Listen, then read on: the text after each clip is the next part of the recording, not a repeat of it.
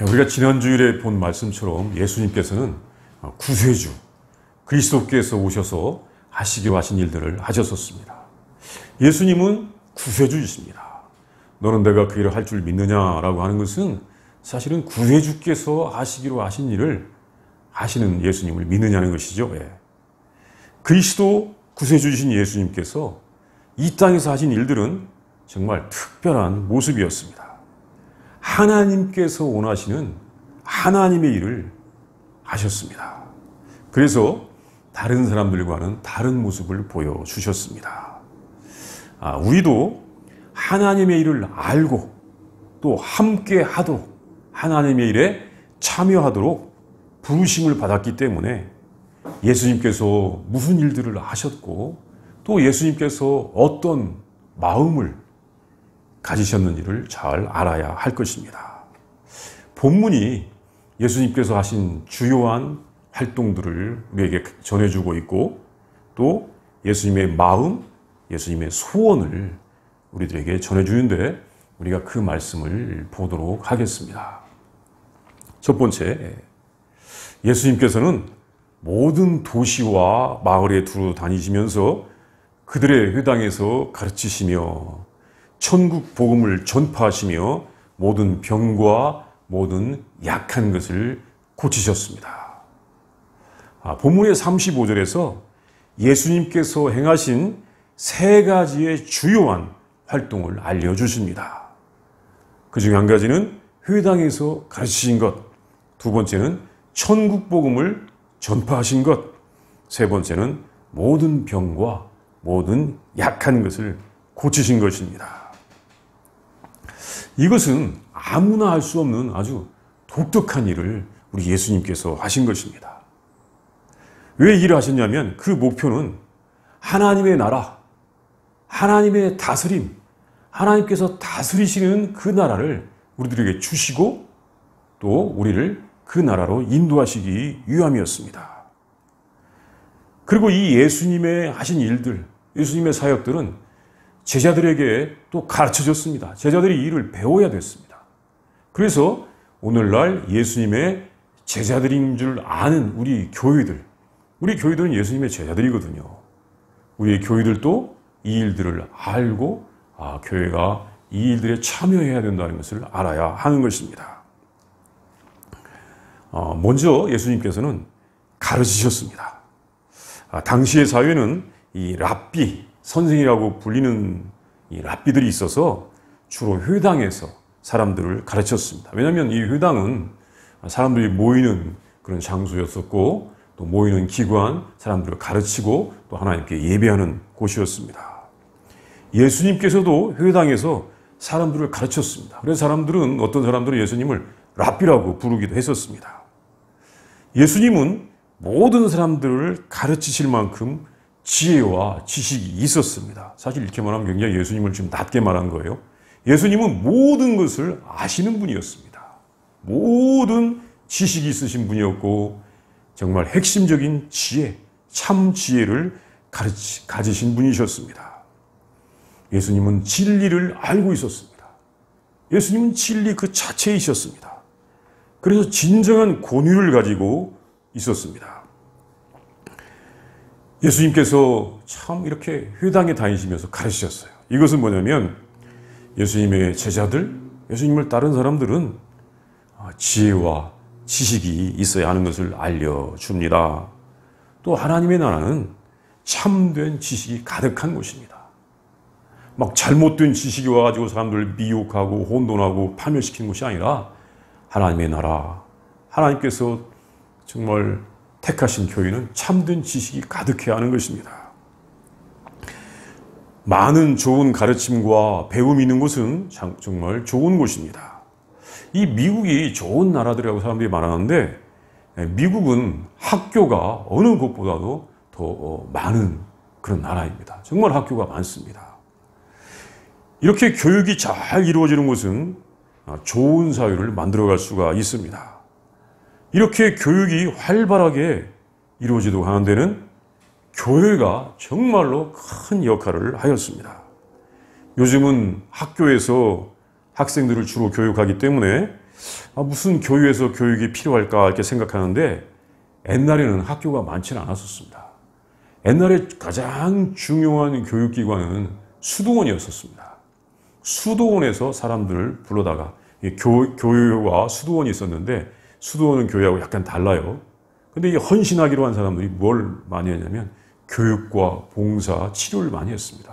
정말 예수님께서 하셨던 일을 하셨던 것입니다.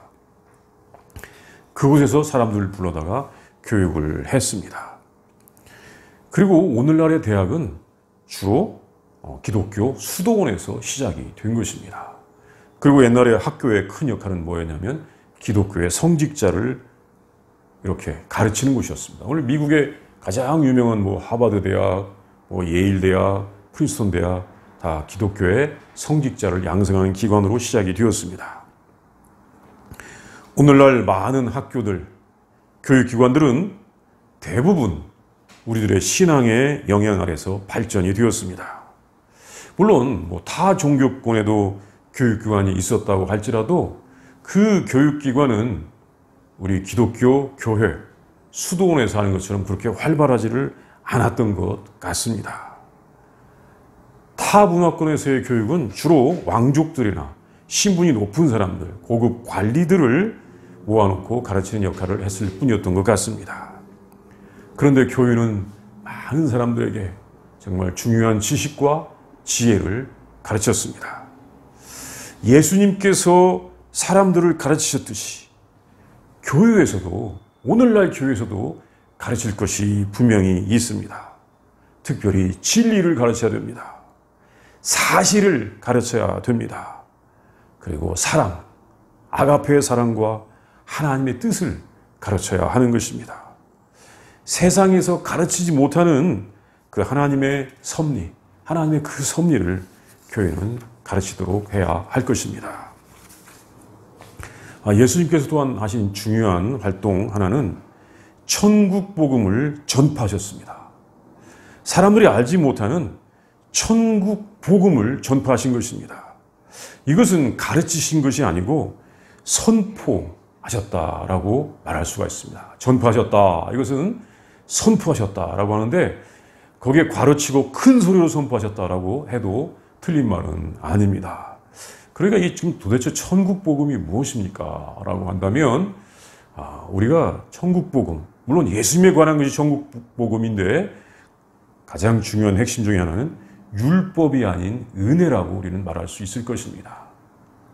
요한복음에 보면 율법은 누구에게서 왔고 은혜와 진리는 누구에게서 왔다. 예수님께서 왔다. 예수님으로부터 왔다 하는데 정말 예수님은 은혜를 선포하셨다. 천국 복음을 선포하셨다는 것을 우리가 알 수 있는 것입니다.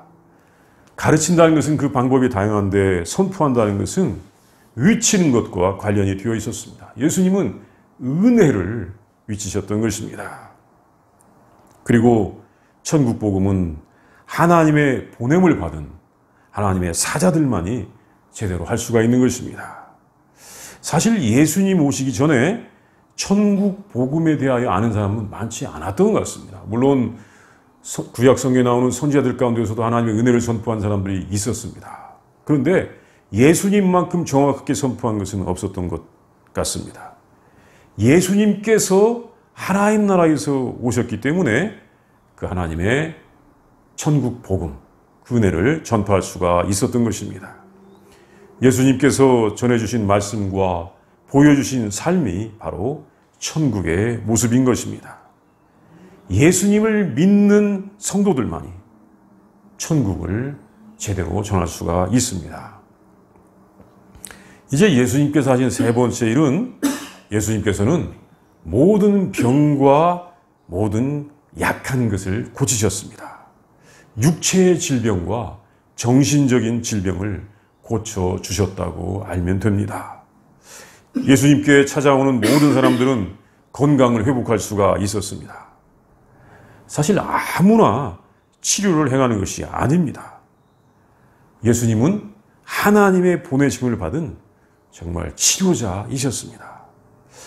예수님께서 병과 약한 것을 고치신 것은 병과 약한 것을 고치는 창조주 하나님의 능력, 하나님의 창조의 능력을 가지고 이 땅에 오셨기 때문이었습니다. 이 구약 성경에서도 창조주 하나님께서 그 백성들을 선택하신 다음에 백성들을 치료하신다는 말씀이 있습니다. 그 백성들을 선택해서 출애굽시켜서 저 광야로 이끄신 다음에 거기서 이제 사람들이 마라의 쓴물을 경험한 다음에 하나님께서 그 백성들을 이렇게 선포하셨습니다. 이게 출애굽기 15장 26절 말씀인데 너희 하나님 나 여호와의 말을 들어 순종하고 내가 보기에 의를 행하며 내 계명에 귀를 기울이며 내 모든 규례를 지키면 내가 애굽 사람에게 내린 모든 질병 중 하나도 너에게 내리지 아니하리니 나는 너희를 치료하는 여호와이니라.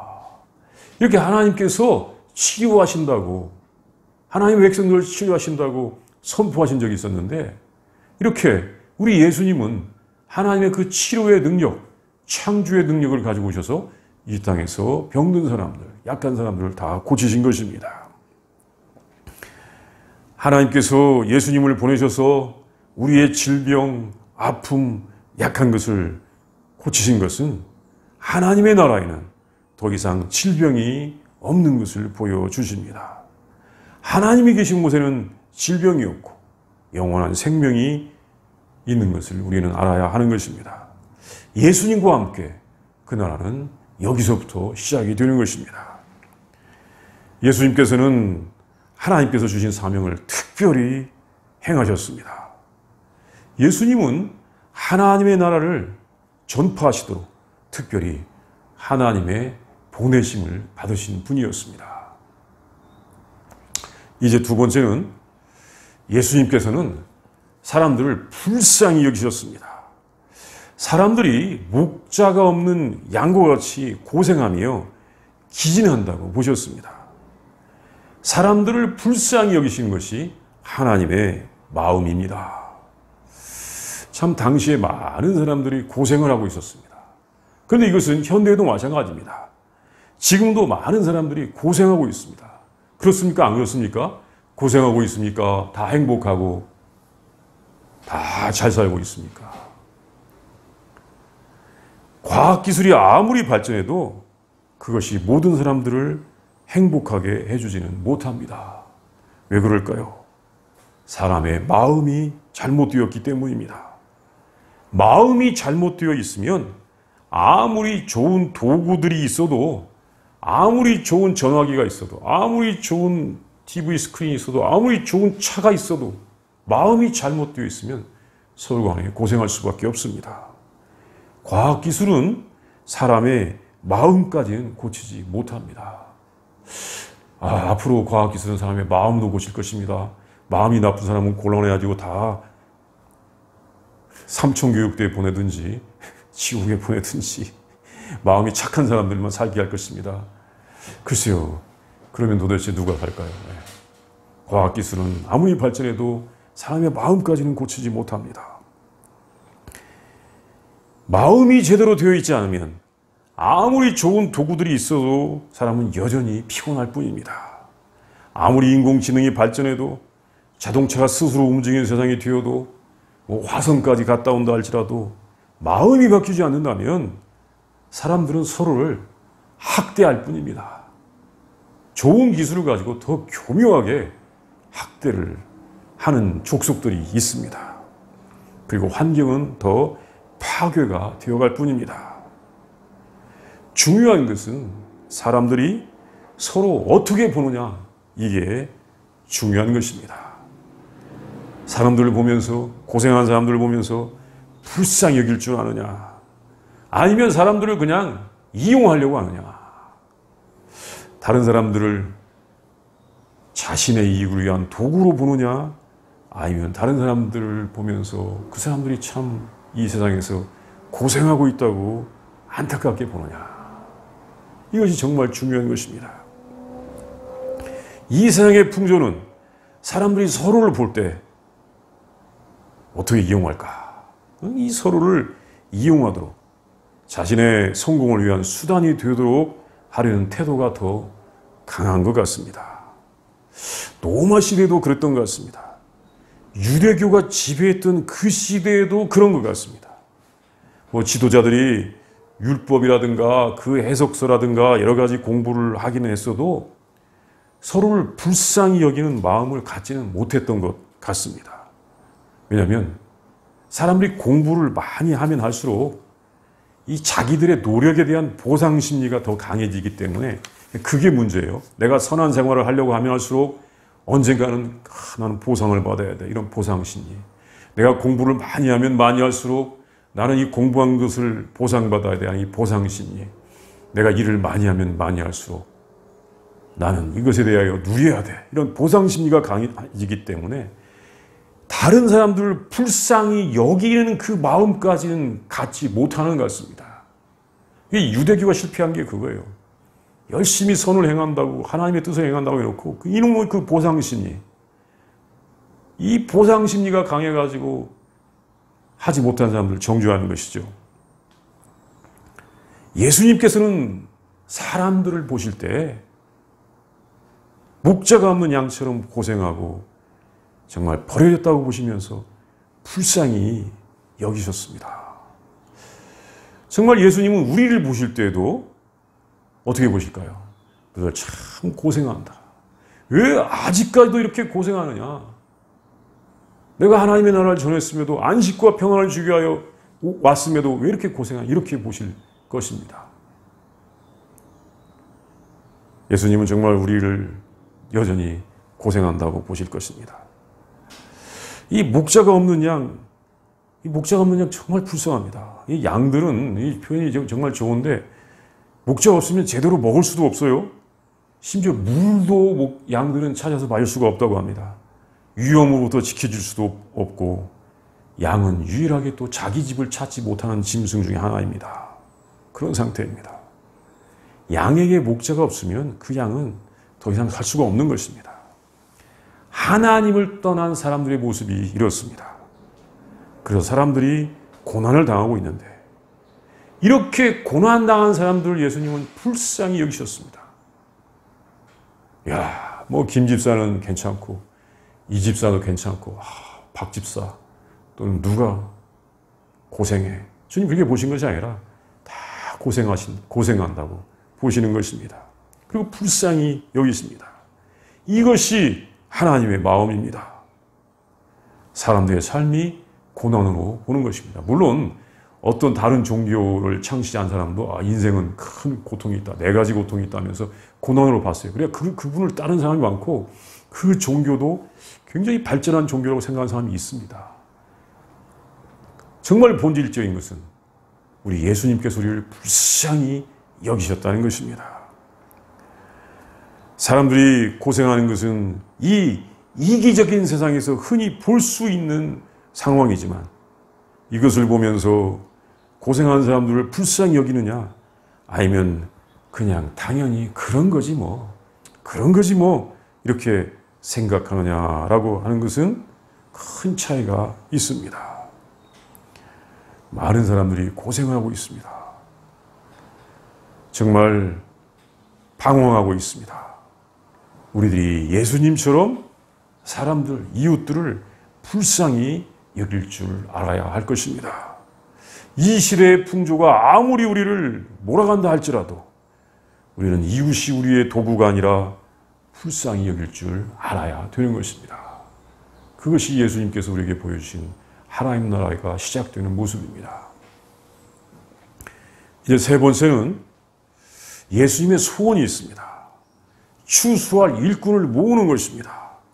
할 일은 많은데 일꾼이 적은 것입니다. 일꾼을 보내주소서. 예수님께서 이 사람들의 상태를 보는 시각은 하나님의 마음입니다. 불쌍히 여기셨다. 사람들이 목자 없는 양과 같다.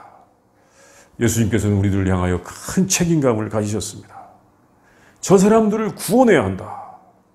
사람들에게 생명과 평화와 안식을 주어야 된다.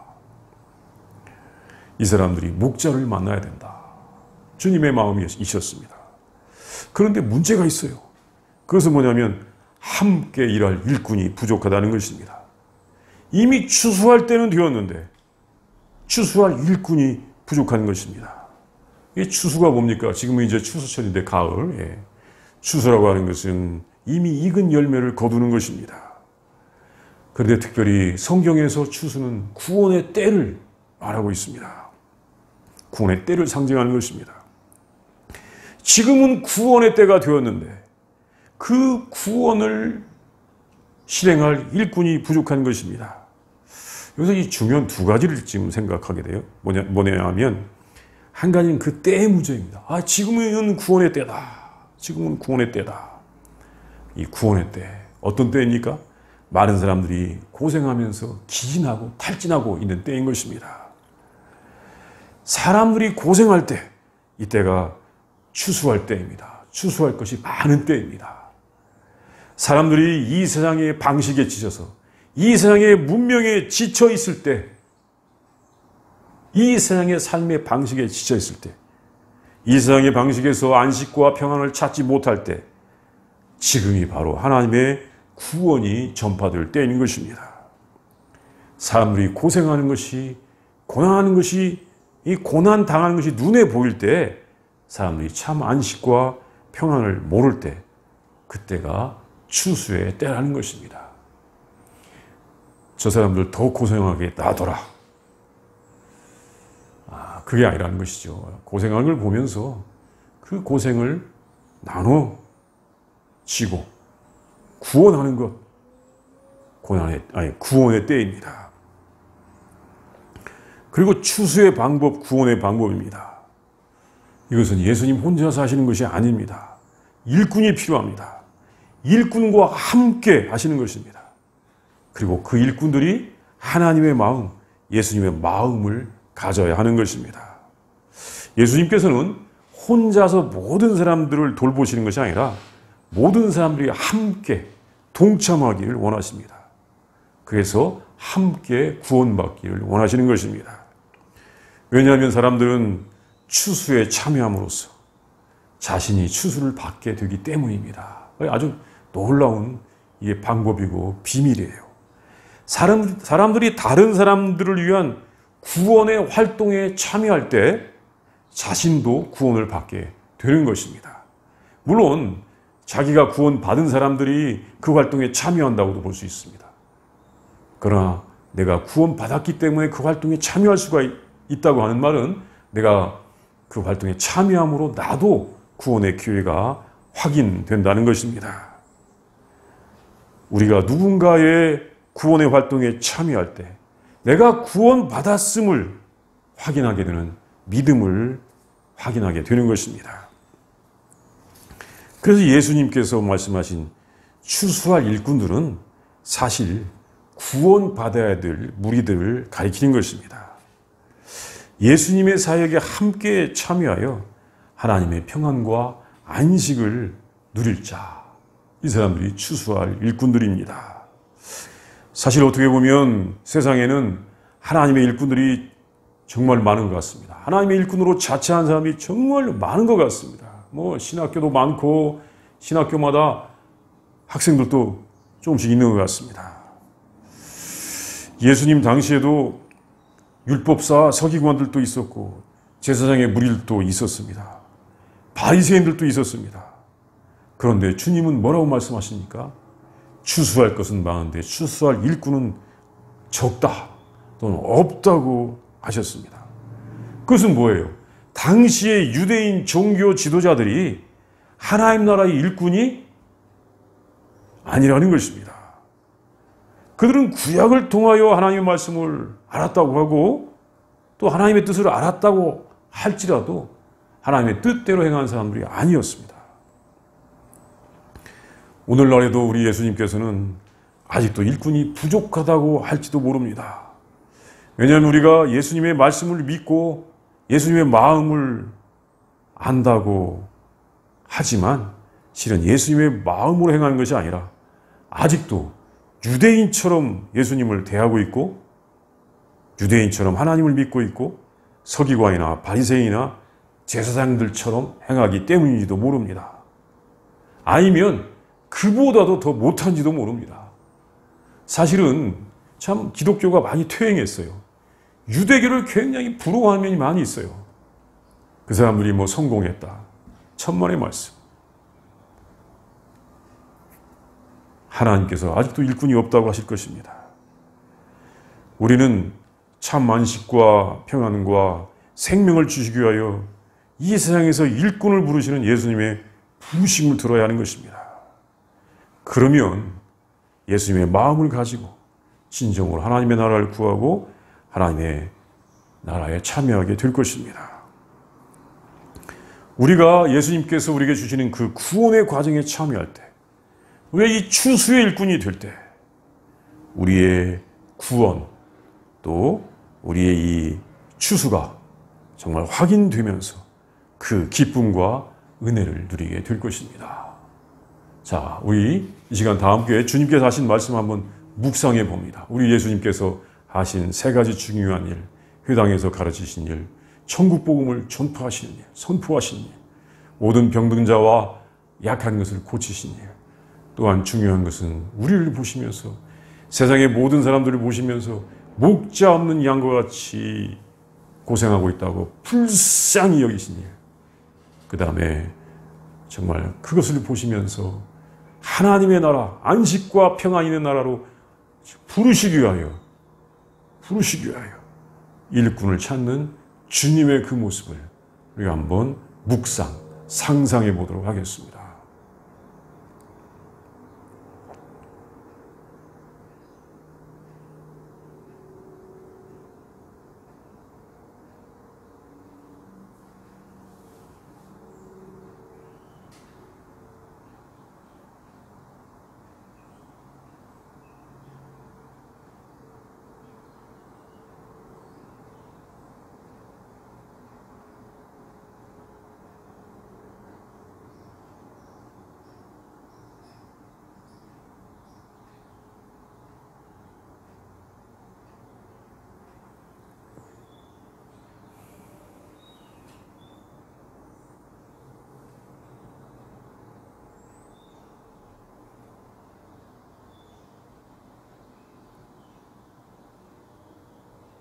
하나님, 우리를 불쌍히 여겨주시고 예수님을 보내주셔서 하나님의 나라를 보여주시니 진심으로 감사를 드립니다.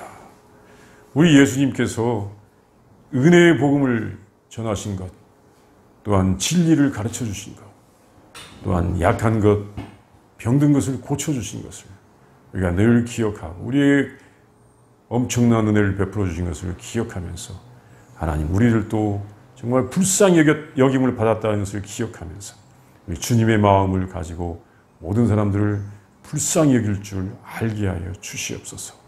참 안식과 평안을 누리지 못하는 모든 사람들을 불쌍히 여길 줄 아는 주님의 마음을 갖게 하여 주시옵시고, 주여 고통당한 사람들, 고난당한 사람들 보면서 지금이 바로 추수할 때라고 하는 것을 우리가 잊지 않게 하여 주시옵소서. 주님, 우리를 불쌍히 여겨 주시옵소서. 예수님의 이름으로 기도합니다. 아멘.